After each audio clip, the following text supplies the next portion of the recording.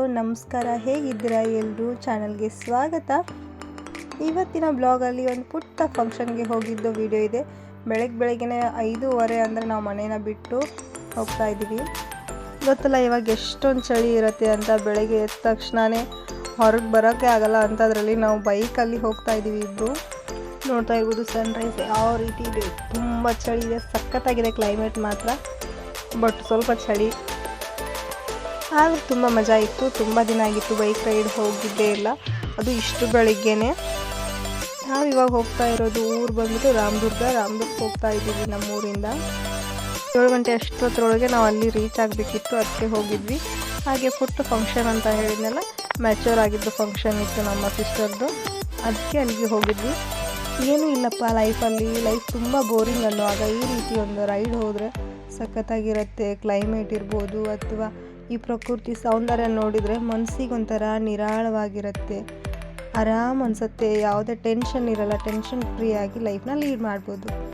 ನಮ್ಮ ಕಡೆ ಯಾವುದೇ ಫಂಕ್ಷನ್ ಆದರೂ ಐನವ್ರಂತ ಕರಿತೀವಿ, ಸ್ವಾಮಿಯವ್ರಂತ ಕರಿತೀವಿ, ಅಥವಾ ಶಾಸ್ತ್ರಿಗಳಂತ ಕರಿತೀವಿ. ಎಲ್ಲರೂ ಒಬ್ರಿಗೆ ಈ ರೀತಿ ಹೆಸರು, ಬೇರೆ ಬೇರೆ ಕಡೆ ಬೇರೆ ಬೇರೆ ರೀತಿ ಕರಿತೀವಿ. ಅವ್ರನ್ನ ಕರೆಸಿ ಕರ್ಣ ತಗೊಳ್ಳೋದು, ಅಂದರೆ ಅವ್ರ ಪಾದ ಪೂಜೆ ಮಾಡಿ ಮತ್ತು ಲಿಂಗ ಪೂಜೆ ಮಾಡಿ ಕರ್ಣ ತಗೊಳ್ಳೋದು ಪದ್ಧತಿ. ಅದನ್ನು ಇಲ್ಲಿ ಮಾಡಿ ಮುಗಿಸಿದ್ರು. ಹಾಗೆ ಈ ಟೈಮಲ್ಲಿ ಹೆಣ್ಮಕ್ಳಿಗೆ ಮಾಡೋ ಮೊದಲೇ ಶಾಸ್ತ್ರ ಆಗಿರೋದ್ರಿಂದ ಉಡಿ ತುಂಬ ಶಾಸ್ತ್ರ ಮಾಡ್ತೀವಿ. ಮೆಚೂರ್ ಆದಾಗ ನಾರ್ಮಲಿ ಅವ್ರ ಸೋದರತ್ತೆನೇ ಈ ರೀತಿ ಎಲ್ಲ ಕಾರ್ಯನ ಮಾಡಿಕೊಡೋದು. ಇವರು ಅವ್ರ ಸೋದರತ್ತೆ ತುಂಬ ಅಂದರೆ ತುಂಬ ಯಾರಿಗೂ ಹೇಳ್ದೇನೆ ಆ ಮನೆಯವರು ಅಷ್ಟೇ ಇದು ಫಂಕ್ಷನ್ ಮಾಡಿ ಮುಗಿಸಿದ್ವಿ. ಯಾಕಂದರೆ ಇವಾಗ ಸ್ಕೂಲ್ಗೆ ಹೋಗೋ ಮಕ್ಕಳಿಗೆ ಇದೆಲ್ಲ ಗ್ರ್ಯಾಂಡಾಗಿ ಫಂಕ್ಷನ್ ಮಾಡೋದು ಅಷ್ಟೊಂದು ಚೆನ್ನಾಗಿರಲ್ಲ ಅಂತ, ಅದಕ್ಕೋಸ್ಕರ ಈ ರೀತಿ ಸಿಂಪಲಾಗಿ ಮನೆಯಲ್ಲೇ ಶಾಸ್ತ್ರನೆಲ್ಲ ಮುಗಿಸ್ಬಿಟ್ಟು ದೇವಸ್ಥಾನಕ್ಕೆ ಕರ್ಕೊಂಡು ಹೋಗ್ತೀವಿ. ನೀವು ಕೂಡ ಇದೇ ರೀತಿ ಫಂಕ್ಷನ್ನ ಮುಗಿಸಿದರೆ ಎಸ್ ಅಂತ ಟೈಪ್ ಮಾಡಿ, ಇಲ್ಲ ಅಂದರೆ ಯಾವ ರೀತಿ ಮಾಡ್ತೀರಾ ಅಂತ ಕಮೆಂಟ್ ಮುಖಾಂತರ ತಿಳಿಸಿ. ಒಂದೊಂದು ಕಡೆ ಒಂದೊಂದು ರೀತಿ ಶಾಸ್ತ್ರ, ಕೆಲವ್ರ ಮನೆಯಲ್ಲಿ ಬೇರೆ ಬೇರೆ ರೀತಿ ಶಾಸ್ತ್ರ ಇರುತ್ತೆ, ದೊಡ್ಡದಾಗಿ ಫಂಕ್ಷನ್ ಎಲ್ಲ ಮಾಡೋದು. ನಮ್ಮಲ್ಲಿ ಈ ರೀತಿ ಸಿಂಪಲ್ಲಾಗಿ ಮಾಡಿ ಮುಗಿಸಿದ್ವಿ.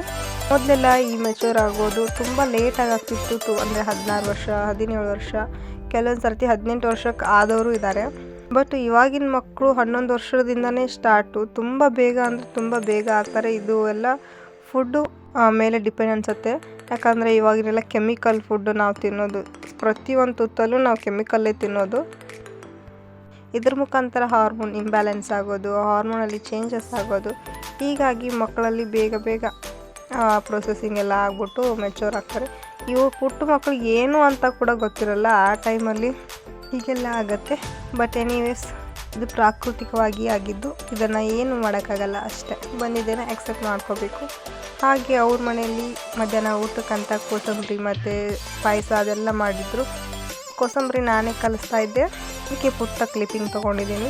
ಹೆಸರುಬೇಳೆ, ಟೊಮೆಟೊ ಮತ್ತು ಸಣ್ಣದಾಗಿ ಕಟ್ ಮಾಡ್ಕೊಂಡಂಥ ಮೆಣಸಿನ್ಕಾಯಿ ಮತ್ತು ಈರುಳ್ಳಿ, 2 ಸೌತೆಕಾಯಿನ ನಾವು ಇಲ್ಲಿ ತುರಿದ್ಬಿಟ್ಟು ತೊಗೊಂಡಿದ್ದೀವಿ. ಇದನ್ನೆಲ್ಲನೂ ಚೆನ್ನಾಗಿ ಮಿಕ್ಸ್ ಮಾಡ್ಕೋಬೇಕು. ಚೆನ್ನಾಗಿ ಮಿಕ್ಸ್ ಮಾಡಿಕೊಂಡು ಇದಕ್ಕೆ ಖಾರ ಏನೂ ಹಾಕೊಳ್ಳೋದಿಲ್ಲ, ಯಾಕಂದರೆ ಮೆಣಸಿನ್ಕಾಯಿನ ಹಾಕ್ಕೊಂಡಿರ್ತೀವಿ, ಅಷ್ಟೇ ಸಾಕು. ಅದ್ರ ಜೊತೆಗೆ ಸ್ವಲ್ಪ ಉಪ್ಪನ್ನ ಹಾಕಿಬಿಟ್ರೆ ಈ ಕೋಸಂಬರಿ ರೆಡಿ ಆಗುತ್ತೆ. ಕೆಲವರು ಇದನ್ನು ಮೊಸರು ಹಾಕಿಬಿಟ್ಟು ಕೂಡ ಮಾಡ್ಕೋತಾರೆ. ನಾವಿಲ್ಲಿ ಸಿಂಪಲ್ಲಾಗಿ ಈ ರೀತಿ ಮಾಡ್ಕೊಂಡಿದ್ದೀವಿ. ನೀವು ಬೇಕಿದ್ರೆ ಈ ಕೋಸಂಬರಿ ಮಿಕ್ಸ್ ಆದಮೇಲೆ ನೀವು ಮೊಸರು ಕೂಡ ಇದಕ್ಕೆ ಸೇರಿಸ್ಕೋಬೋದು. ಇದರಲ್ಲಿ ಹಸಿ ಕಾಳು, ತರಕಾರಿ, ನೀವು ಬೇರೆ ತರಕಾರಿ ಅಂದರೆ ಕ್ಯಾರೆಟು ಅದನ್ನೆಲ್ಲ ಸೇರಿಸ್ಕೋಬೋದು, ಚೆನ್ನಾಗಿರುತ್ತೆ. ಮಕ್ಕಳಿಗೆ ಈ ರೀತಿ ಕೊಟ್ಟರು ಏನು ತೊಂದರೆ ಇಲ್ಲ, ಈಸಿಯಾಗಿ ಅವ್ರಿಗೂ ಡೈಜೆಸ್ಟ್ ಆಗುತ್ತೆ, ಒಂಥರ ಸ್ಪೈಸಿಯಾಗಿ ಚೆನ್ನಾಗಿರುತ್ತೆ. ಊಟನೆಲ್ಲ ಮುಗಿಸ್ಕೊಂಡು ಮತ್ತೆ ಬ್ಯಾಕ್ ಟು ಹೋಮ್ ಅನ್ನೋ ರೀತಿ ಊರಿಗೆ ಬರ್ತಾ ಇದ್ವಿ. ಯಾಕಂದರೆ ಇಬ್ಬರು ಮಕ್ಕಳನ್ನ ಕೂಡ ಮನೇಲಿ ಬಿಟ್ಬಿಟ್ಟು ಹೋಗಿದ್ವಿ. ತುಂಬ ದೂರ ಆಗುತ್ತೆ, ಚಳಿಲಿ ಕರ್ಕೊಂಡು ಹೋಗೋದು ಬೇಡ ಅಂತ. ನನ್ನ ಮಗಳು ಬರೋ ಅಷ್ಟೊತ್ತಲ್ಲಿ ನೋಡಿ ಯಾವ ರೀತಿ ಮಾಡ್ತಾಯಿದ್ದಾರೆ. ನಮ್ಮ ಇಬ್ಬರಲ್ಲಿ ಅವ್ರ ಅಪ್ಪನಾದರೂ ಇರಬೇಕು, ನಾನಾದರೂ ಇರಬೇಕು, ಅಟ್ಲೀಸ್ಟ್ ಒಬ್ಬರಾದರೂ ಇದ್ದರೆ ಅವ್ರು ಸಮಾಧಾನವಾಗಿರ್ತಾರೆ. ಇಲ್ಲ ಅಂದರೆ ಮುಗೀತು. ಅಂದರೆ ಸ್ವಲ್ಪ ಸ್ಕೂಲಿಗೆ ಹೋಗಿದ್ದಂತೆ 3 ಗಂಟೆವರೆಗೂ. ನಮ್ಮ ಅತ್ತೆಗೆ ಇವ್ರನ್ನ ಮ್ಯಾನೇಜ್ ಮಾಡೋಕ್ಕೆ ಆಗಲ್ಲ, ಅಷ್ಟೊಂದು ಟಾರ್ಚರ್ ಮಾಡ್ತಾಳೆ ಇವಳಂತೂ. ನೀರು ಚಾಲು ಮಾಡೋದು, ನಲ್ಲಿಲಿ ಕೂತ್ಕೊಳ್ಳೋದು, ಬಟ್ಟೆ ಒಗೆಯೋದು, ಇದೆಲ್ಲ ಕೆಲಸ ಇವ್ರು ಮಾಡ್ತಾರೆ, ಮಹಾರಾಣಿಯವರು. ತಕ್ಷಣ ಅಪ್ಪ ಅಂತ ಸೌಂಡ್ ಮಾಡ್ತಾಳೆ.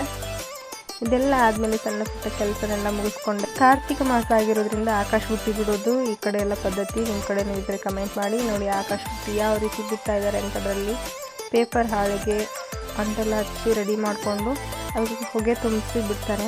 ತುಂಬ ಚೆನ್ನಾಗಿರುತ್ತೆ, ಮಕ್ಕಳು ತುಂಬ ಎಂಜಾಯ್ ಮಾಡ್ತಾರೆ. ದೊಡ್ಡವರು ಈ ರೀತಿ ಮಾಡಿ ಬಿಡೋದು. ನಿಮ್ಮ ಕಡೆಯೂ ಮಾಡ್ತಾಯಿದ್ರೆ ಕಮೆಂಟ್ ಮಾಡಿ. ನೀವು ಇದಕ್ಕೆ ಏನಂತ ಕರಿತೀರಾ ಅಂತ ಕೂಡ ತಿಳಿಸಿ. ನಾವು ಇದಕ್ಕೆ ಆಕಾಶ್ ಬುಟ್ಟಿ ಅಂತ ಕರಿತೀವಿ. ಹಾಗೆ ನನ್ನ ಸ್ಯಾರಿ ಬಿಸ್ನೆಸ್ನ ಕೆಲವೊಂದಿಷ್ಟು ಪಿಕ್ಗಳನ್ನ ನಿಮಗೆ ಶೇರ್ ಮಾಡಿದ್ದೀನಿ. ಯಾರಿಗಾದರೂ ಸೀರೆಗಳು ಇಷ್ಟ ಆದರೆ ಲೈಕ್, ಶೇರ್, ಕಮೆಂಟ್ ಹಾಗೆ ಆರ್ಡರ್ ಕೂಡ ಕೊಡ್ಬೋದು. Thank you for watching. ಏನೇ ಪಾಸಿಟಿವ್ ಇರಲಿ ನೆಗೆಟಿವ್ ಇರಲಿ ನನಗೆ ಕಮೆಂಟ್ ಮಾಡಿ ತಿಳಿಸಿ. Thank you.